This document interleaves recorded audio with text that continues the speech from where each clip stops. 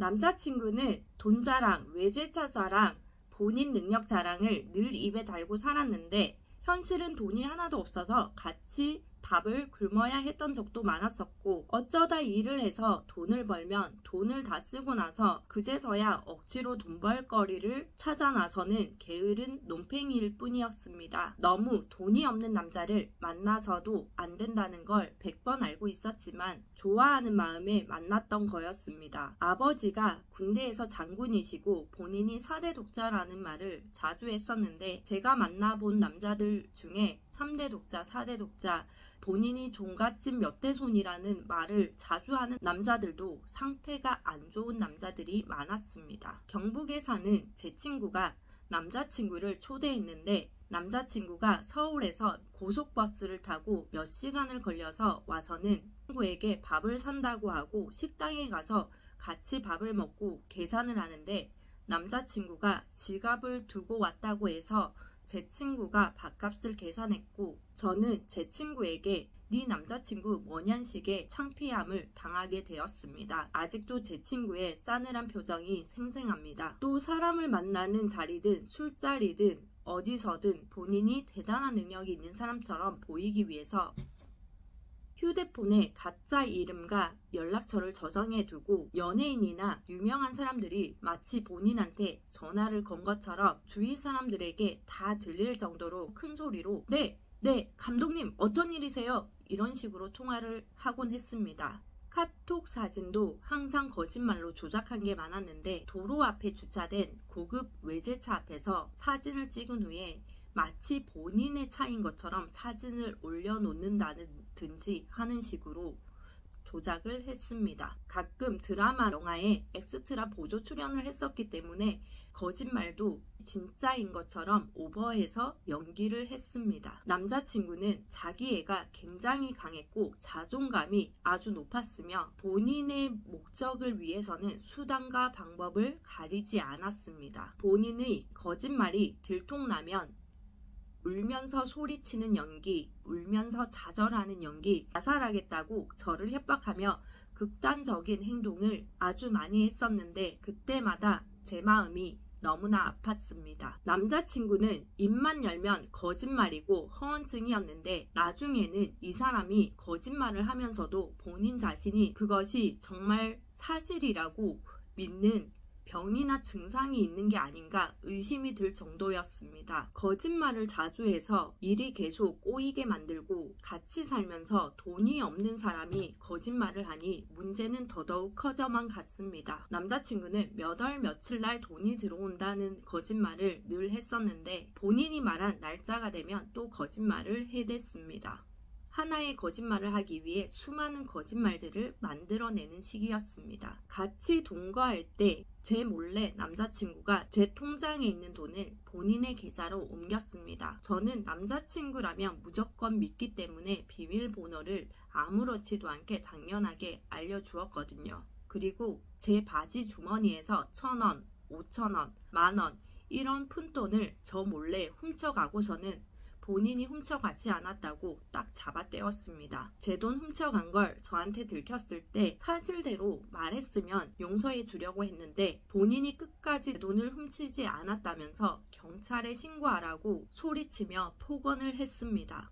제가 믿었던 사람과의 모습과는 너무나도 다르고 계속 되는 끝도 없는 거짓말에 너무나 스트레스를 받고 힘든 나날을 보내게 되었습니다. 밖에서 힘들게 일하는 저한테 버스비가 없다고 5,000원만 계좌로 보내달라거나 교통사고가 났는데 합의금이 필요하다며 돈을 구해달라고도 했고, 남자친구는 술집에서 시비가 붙어서 보라색으로 멍든 눈과 피 터진 입술 사진을 저한테 카톡으로 전송해서 합의해주지 않으면 구속이 된다고 합의금을 좀 구해달라고 하기도 했습니다. 돈이 없고 가난했지만 열심히 성실히 모으다 보면 잘 살게 되겠지라고 생각했었는데 거짓말을 하지 않겠다는 약속과 다짐은 수도 없이 받았고 같이 동거를 하다가 원룸 월세 45만 원을 내지 못해서 서로 힘들어하다가 제가 다행히 알바를 해서 45만 원을 남자친구한테 주인 아주머니께 드리라고 했는데 본인이 돈을 쓰고 저한테는 월세를 냈다고 거짓말을 했습니다. 원룸 건물 주인 아주머니를 우연히 마주쳐서 남자친구가 거짓말한 걸 알게 되었고 주인 아주머니께 죄송하기도 하고 부끄럽고 남자친구에게 또 한 번 크게 실망하게 되었습니다. 그렇게 신뢰와 믿음을 저버리는 행동과 거짓말을 수십 번, 수백 번 하면서 모두에 피해를 주는 게 가장 큰 문제였습니다. 그건 제 신념과도 반대가 되어서 더 화가 났습니다. 신뢰는 곧 목숨이다라고 생각하고 살았으니 계속 배신과 반복적인 상처를 당하는 제 마음은 더 고통스럽고 괴로웠습니다. 남자친구는 거짓말로 모든 계획을 다 꼬이게 만들었고 본인 합리화와 임기응변에 능숙했고 성실하지도 않았습니다. 거짓말을 습관적으로 하는 남자는 절대 만나지 마세요. 이런 남자들의 특징은 거짓말이 들통나게 되면 달콤한 말로 여자의 마음을 누그러뜨리는 재주를 가지고 있습니다. 간사한 사람들로 정말 상대방에게 미안해서가 아니라 진심으로 사랑하지 않기 때문에 계속 잘못을 반복하면서도 본인에게 이득이 되니 상대방을 이용하려고 곁에 두려는 속셈인 경우가 많습니다. 남자친구와 같이 살면서 돈 때문에도 너무 힘이 들어서 술집에 나가서 일한 적이 있었는데 남자친구도 알게 되었습니다. 손님들 비위를 맞추면서 못 마셔가는 술을 억지로 마시며 일하는 게 너무 싫었지만 지금 당장 힘드니까 잠깐 하고 그만두자라고 생각했습니다. 제가 술집에 일하는 걸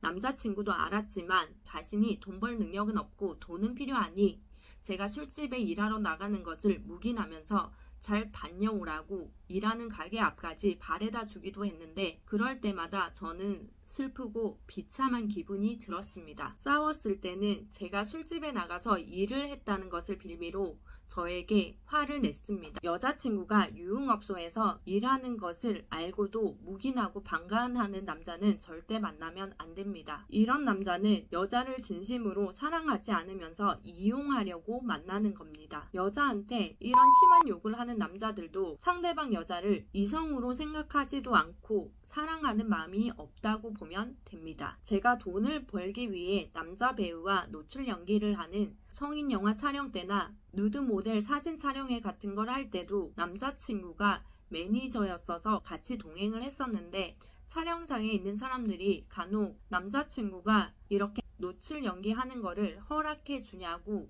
물어봤을 때도 부끄럽고 비참하기도 했습니다. 남자친구가 제가 어디서 뭘 하는지 제 몰래 미행한 적도 몇 번 있었고 입만 열면 하는 거짓말 때문에 정말 힘들었습니다. 남자친구가 계속 거짓말을 해서 밉다 하니까 한 번은 집에서 같이 침대에 누워있다가 제 입술과 치아 위에 스마트폰을 떨어뜨려서 제가 다친 적도 있었습니다. 실수로 그랬겠지만 아프기도 했고 저를 힘들게 한 사람이 그랬으니 더욱 속상했습니다. 남자친구는 저한테 폭력을 자주 휘둘렀는데 만난 지 3년 정도 됐을 때 같이 다니는 회사에도 소문이 나서 아주머니들이 저한테 본인들도 딸이 있는데 너무 안타깝다고 헤어지라고 정말 걱정을 많이 해주셨는데 그런 얘기를 들으면서 머리로는 판단이 되는데 정작 헤어지지 못한 제 자신이 너무나 한심하고 부끄럽고 비참한 생각이 들었습니다. 남자한테 폭력을 당하면서도 계속 만나는 한심한 여자들의 얘기를 저도 많이 들었었는데 정작 제가 맞고 사는 여자가 되어 있었습니다. 남자친구가 저한테 폭력을 써서 경찰에 신고한 적이 여러 번 있었는데 손바닥으로 인정사정 없이 제 얼굴과 머리를 세게 내리치거나 몸에 피멍이 들 정도로 때린 적도 있었습니다. 그때 저는 짧은 반바지를 입고 있었는데 상처받은 저는 남자친구한테 다시는 폭력을 쓰지 말라고 경고하기 위해서 플라스틱 옷걸이로 제 허벅지 맨살을 아주 세게 빨간 자국이 쫙 생길 정도로 세게 내리치면서 자해를 했습니다. 다시는 저한테 폭력을 쓰지 말라는 경고였죠. 자해를 하면서 내가 왜 이렇게까지 해야 되지? 라는 생각에 비참한 생각이 들었고 몸의 고통도 더해갔습니다. 마음은 갈기갈기 찢어지고 몸의 고통은 더해지면서 알몸 위에 이불을 감은 채로 원룸 계단 밖으로 뛰쳐나갔습니다. 그러자 남자친구는 동네 사람들이 보면 큰일이 생길 것 같았는지 저를 잡으러 집 밖으로 뛰쳐나왔습니다. 이런 일이 반복되고 남자친구가 저한테 사과하고 넘어가고 반복되었습니다. 늘 남자친구의 끝도 없는 거짓말로 다투게 되었는데 한 번은 원룸에서 남자친구가 이제 더 이상 자기의 말을 믿지 않는다고 하자 인정받지 못한 기분에 화가 나서 다투게 되었는데 남자친구가 밖으로 소리가 새어나가지 않도록 원룸 창문을 청테이프로 꼼꼼하게 다 바른 후에 칼과 망치를 들고 저한테 죽이겠다고 협박을 했습니다. 그것도 모자라 단단하고 무거운 프라이팬으로 제 머리를 내리치려고까지 했습니다. 남자친구는 상황이 불리해지자 집이 4층이었는데 뛰어내려서 죽겠다고 협박을 했고 정말 죽을 생각도 없었겠지만 저를 겁주려고 그랬겠지만 저는 남자친구가 정말 뛰어내려서 죽을까봐 너무 무서웠습니다. 그리고 나서 남자친구는 밖으로 나갔는데 남자친구가 없는 틈을 타서 갈 데도 없었지만 짐을 싸서 저는 도망가야 했습니다. 남자친구에게 폭력을 당해서 경찰에 신고했을 때 경찰분들이 갈 곳이 없으면 여성보호쉼터에 가서 지내도 된다고 말씀하셔서 여성보호쉼터에서 며칠을 지낸 적도 있었습니다. 여성쉼터에서 지내면서도 이러고 있는 내 자신이 너무나 한심하고 불쌍하고 비참한 생각이 들었습니다. 쉼터에는 저 말고도 갓난쟁이 아기들을 데리고 피신 온 젊은 애기 엄마들이 3-4분 있었는데 정말 다들 얼마나 마음이 아프고 힘이 들까라는 생각이 들었습니다. 그리고 회사에서 빠지면 안 되는 아주 중요한 행사가 있었는데 못 가게 되어서 정말 속상했고 쉼터에서 모르는 사람들이랑 단체 생활을 한다는 것은 너무나 불편하고 힘든 일이었습니다. 남자친구의 폭력으로 경찰은 여러 번 왔고 경찰서에서 남자친구가 수갑을 차고 조사를 받으면서도 경찰분들한테 내가 누군지 아느냐면서 다들 가만두지 않겠다고 큰 소리를 치면서 난동을 부렸습니다. 그때마다 저는 경찰분들한테도 쪽팔리고 비참한 기분이 들었습니다. 남자친구의 폭력으로 경찰에 자주 신고를 하니 경찰관분들이 나중에는 또 너희들이냐? 이제 제발 좀 그만 헤어지던지 해라 라고 말씀을 하셨는데 머리로는 분명 판단이 되는데 헤어지지 못하는 제 자신이 너무나 부끄럽고 자괴감이 들었습니다. 남자친구가 폭력을 썼을 때 그 사실을 부모님께 말씀드리지 않은 이유는 남자친구랑 헤어지고 싶지 않았고 부모님이 처음부터 반대했던 사람이라서 그런 일을 당했다고 하면 좋은 사람이라고 믿었던 내 판단이 내 믿음이 부정을 당하게 되는 거니까 자존심이 상해서였습니다. 32살이면 부모님한테 말할 게 아니라 본인 스스로 해결해야 될 나이라는 생각이 컸었고 아빠가 항상 가족들보다 남을 먼저 배려하는 성격이셨어서 아이들이 나를 괴롭히거나 남한테 피해를 당했을 때도 저부터 먼저 혼을 내셨기 때문에 부모님께 숨기고 말하지 못했습니다. 남들한테는 아주 좋은 사람이었던 아빠는 가족들한테는 엄하고 폭력적이고 무서웠습니다. 만약에 제 딸이 나쁜 남자를 만나서 그런 끔찍한 일을 당했다고 하면은 그 사람의 인생을 지옥으로 만들어줄 것 같은데 애초에 그런 나쁜 사람을 구분하는 안목을 기르는 것이 가장 중요하고 당하지 않는 게 가장 좋아요. 지나간 시간을 후회한들 다시 돌릴 수 없으니까요. 맨당녀의 이야기가 더 궁금하시다면 좋아요와 구독